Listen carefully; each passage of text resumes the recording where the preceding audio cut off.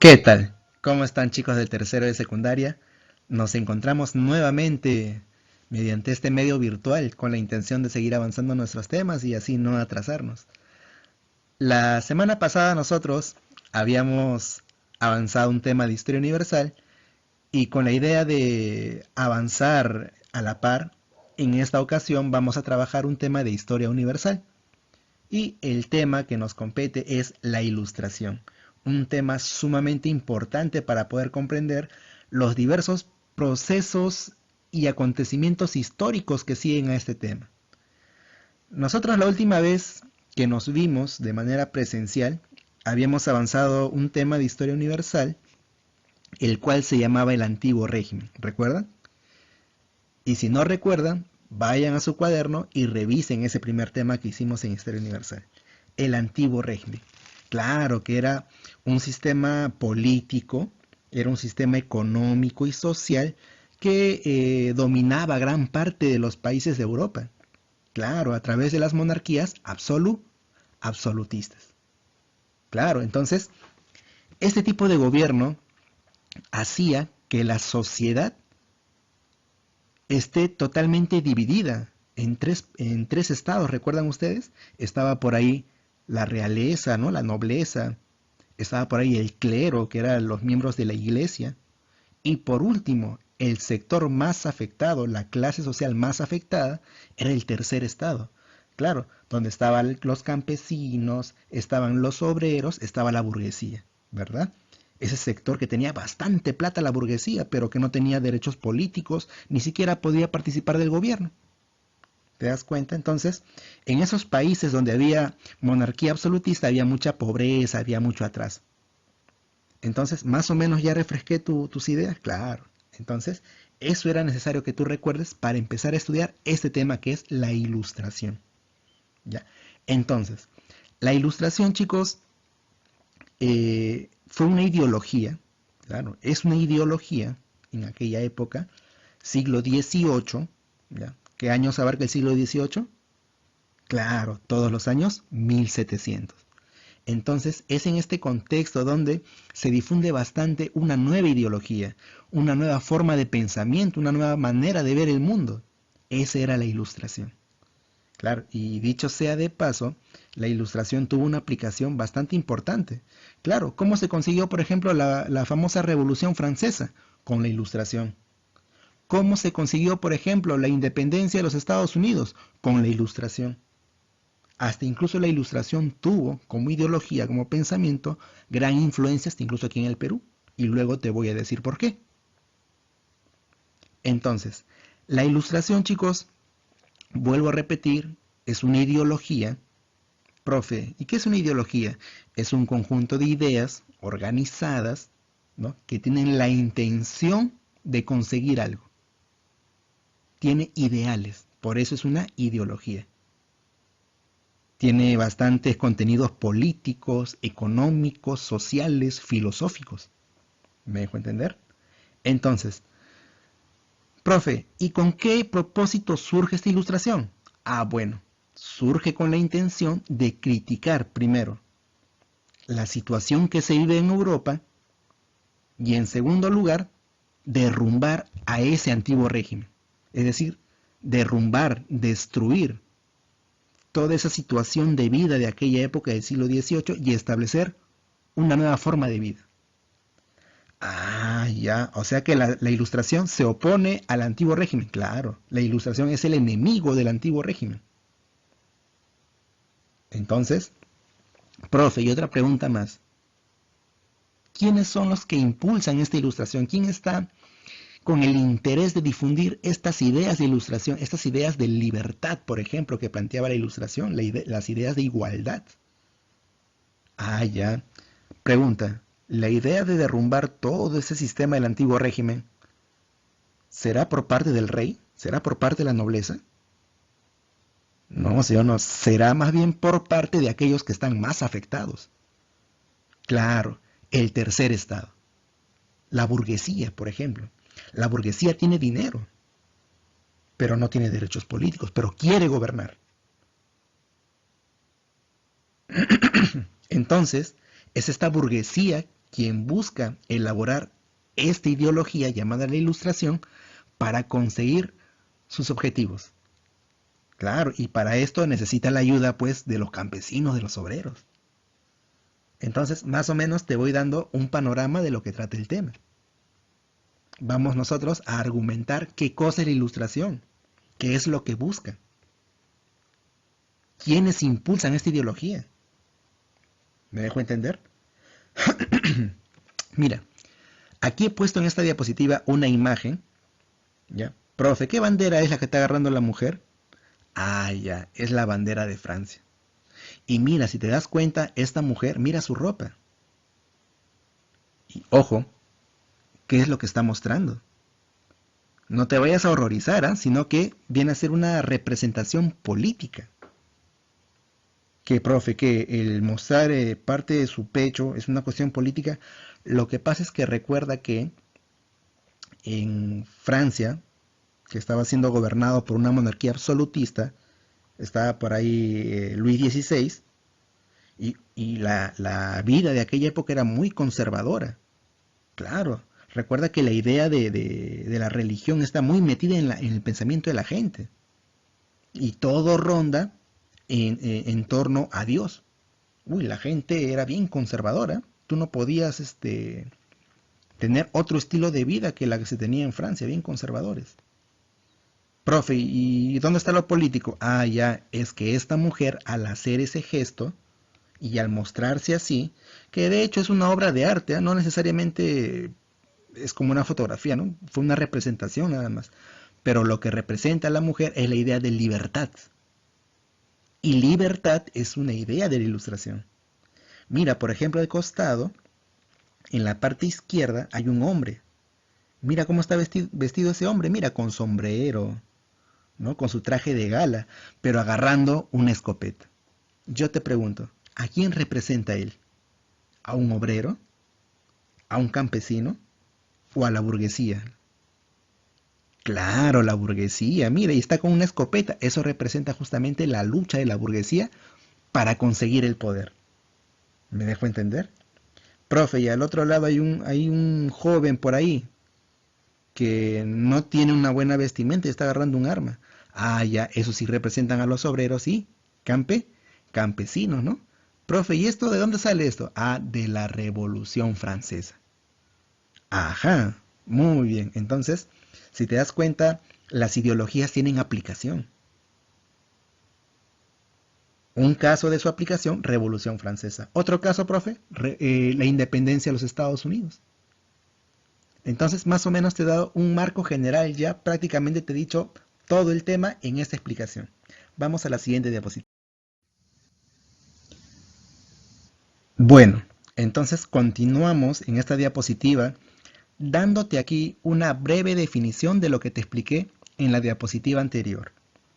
Entonces, la Ilustración fue un movimiento intelectual, o sea, hubo mucho estudio de por medio de filosofía, de historia. Además, fue un movimiento político y filosófico.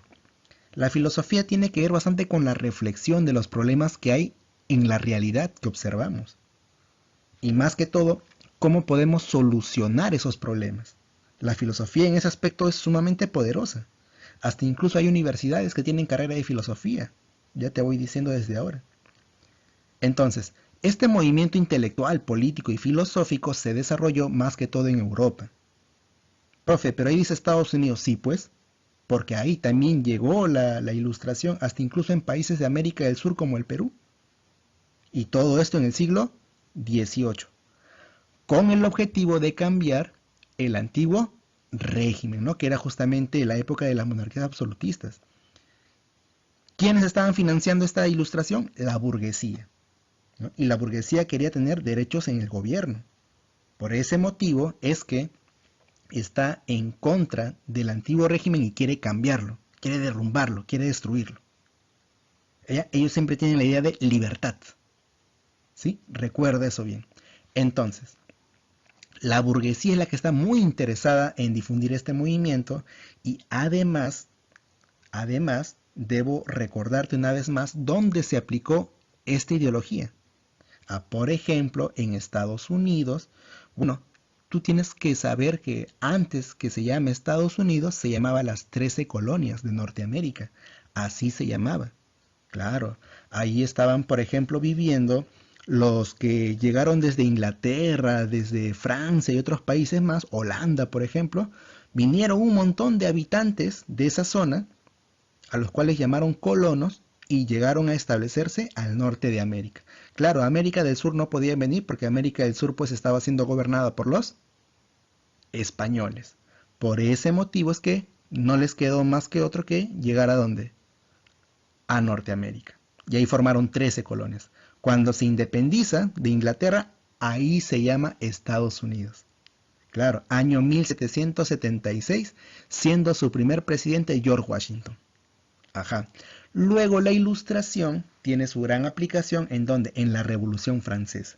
Ese es un tema sumamente complejo e importante que luego te voy a explicar con más detenimiento en las próximas clases, eh, pero lo menciono para que te des cuenta que tiene bastante importancia esta ideología. Así como se consiguió la independencia en Estados Unidos, aquí también llegó esa ideología. Y justo entre las imágenes que te muestro en esta diapositiva, tenemos ahí las batallas que se dieron por la independencia de Estados Unidos, y abajo mira quién está. Por eso dice en Perú. ¿Quién será él? ¿Lo recuerdas? Claro, el cacique José Gabriel Condorcanqui, más conocido como Túpac Amaru II.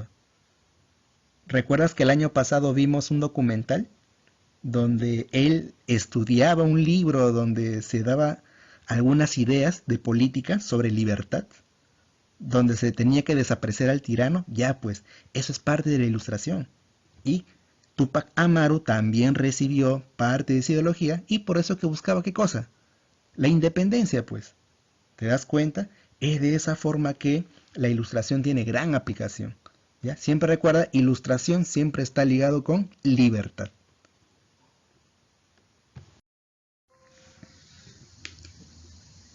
Ya está. Entonces, en esta parte de la explicación, vamos a hablar un poco de las características de la ilustración. Es decir, en qué se basaba la burguesía para poder armar toda esta ideología. Vamos a ver algunas características entonces. Por ejemplo, esta ideología critica la forma de gobierno del antiguo régimen. Claro, en el antiguo régimen recuerda que solamente gobierna un rey, hay una monarquía absolutista.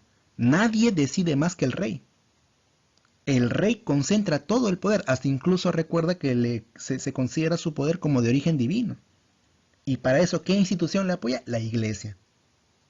¿Te das cuenta entonces? Para la burguesía, esto no puede ser, pues.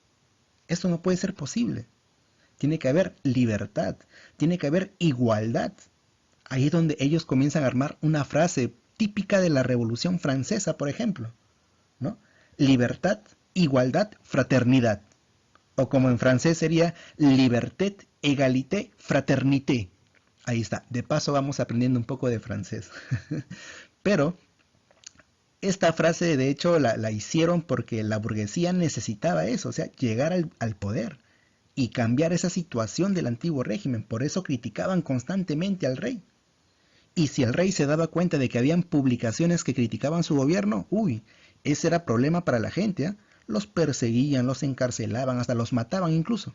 Era bien peligroso hablar de ideas ilustradas en aquella época. Claro. Entonces, esa era una de las características de la ilustración, criticar el antiguo régimen. Pero ojo, no criticarla por criticar, ¿eh? Hay ciertos argumentos. ¿Qué más? Impulsa el racionalismo como medio para el desarrollo del espíritu crítico y de las ciencias. Ojo, para la burguesía era muy importante que la gente estudie ciencias. Era muy importante difundir las ciencias, el conocimiento científico. Profe, ¿y por qué? Claro, pues tú te das cuenta que lo único que puede estudiar lo real, lo único que puede estudiar justamente la naturaleza tal como es, sus cambios, su evolución y otras cosas más, son las ciencias, la química, la física, la matemática y otras ciencias más, claro. Y ese es justamente un trabajo de estudio, es un trabajo intelectual.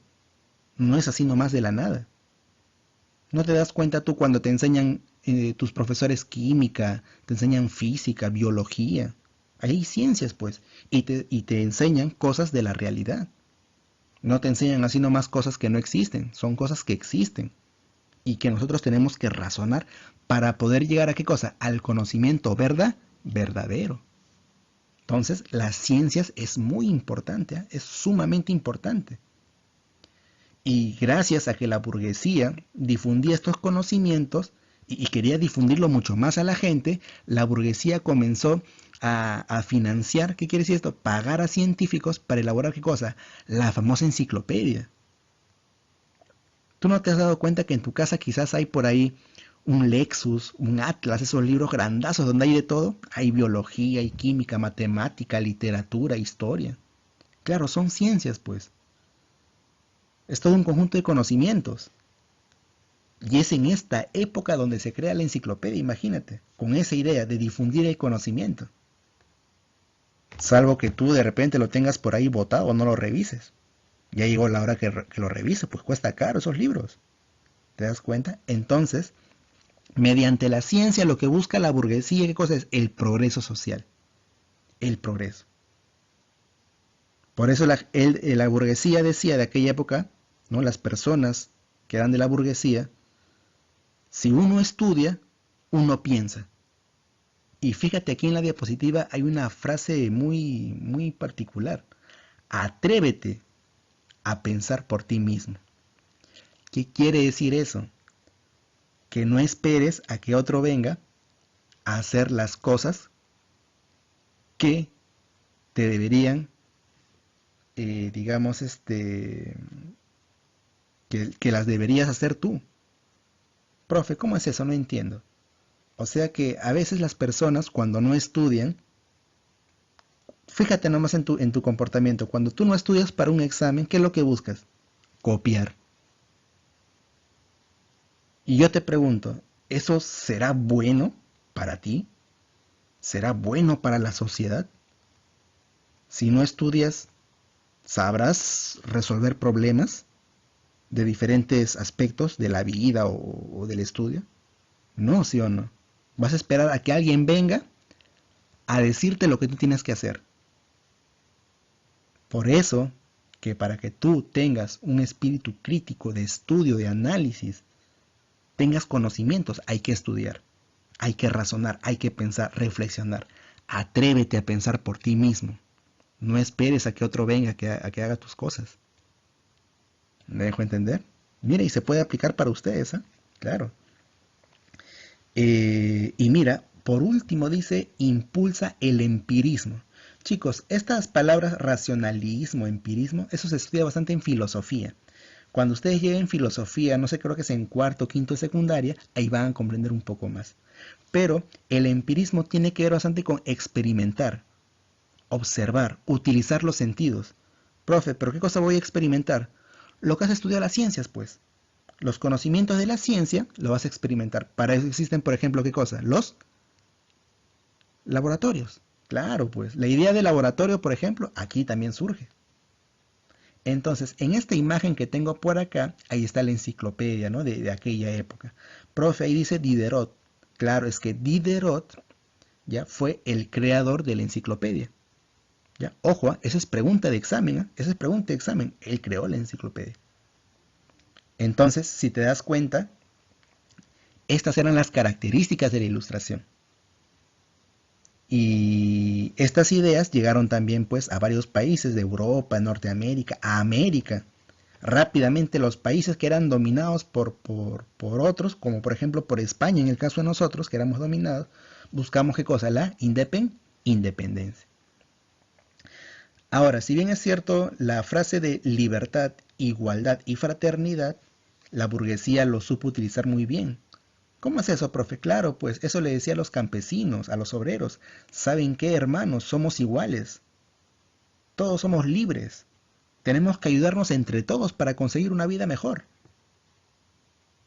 Profe, ya, bacán, claro, sí, pues, pero cuando la burguesía llega a gobernar, se olvida de los obreros, se olvida de los campesinos. Qué curioso, ¿no? Pero así resultó.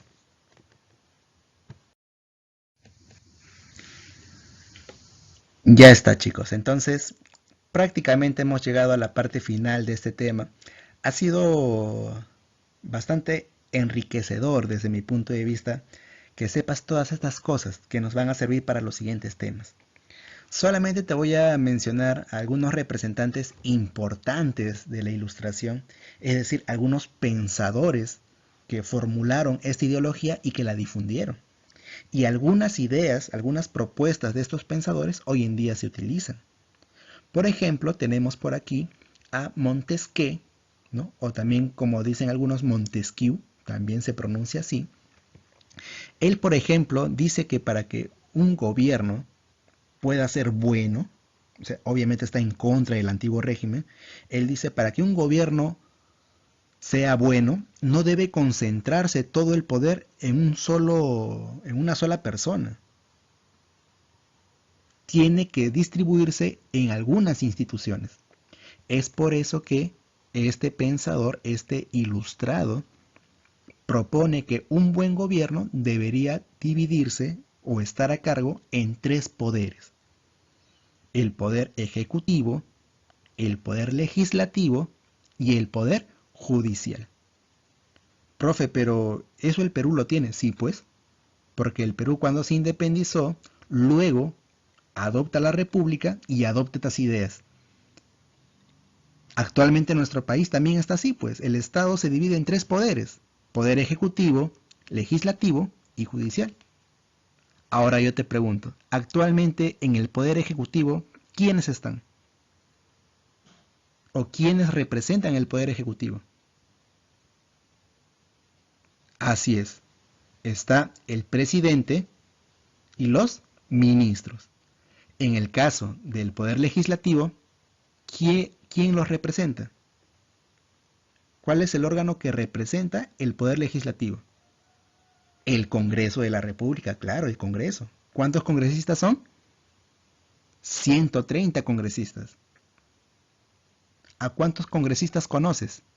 Ya, eso te lo dejo para ti. Bueno, y está el Poder Judicial, que es el órgano mayor que se encarga de la administración de la justicia, ¿no?, en nuestro país. Ahí está. Por otro lado está Voltaire, o como algunos dicen, Voltaire, o como tú dirías, Voltaire, ¿no? Voltaire, ahí está. Él, por ejemplo, él es el que formula la idea de una monarquía constitucional, ya no una monarquía absolutista, ¿no? Porque eso es dañino, dice Voltaire. ¿Qué formula él? La monarquía constitucional. Ahí está. Entonces, en una monarquía constitucional ya el gobierno no se concentra en un rey, sino también está en un parlamento. ¿Quién tiene mayor peso, el rey o el parlamento? El parlamento, que es como un congreso. Es Voltaire quien propone esta forma de gobierno, imagínate, ¿eh? Es sumamente genial este señor para la época, ¿no? Y por cierto, él admira bastante al sistema inglés porque el sistema inglés es de los primeros en utilizar este tipo de gobierno, la monarquía constitucional.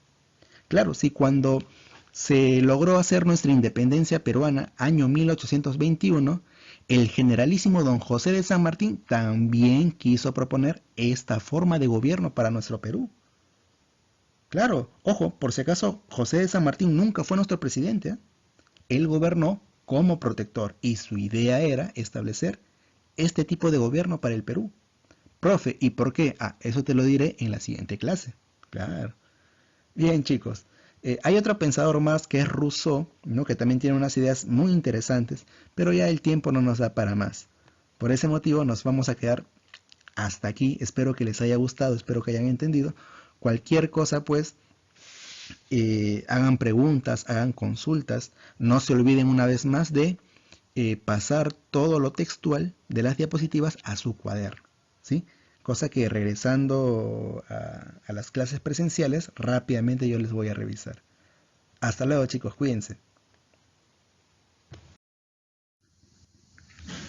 Bien, aquí les dejo simplemente una pequeña tarea para su cuaderno y haciéndoles recordar una vez más, pasen por favor todo lo textual de las diapositivas a su cuaderno. ¿Ya? Lo pasan a mano, no quiero que lo impriman y que lo peguen, no. Escriban, porque eso les va a ayudar a repasar, a retener información y a comprender mejor lo que estamos haciendo, chicos. Ok, listo.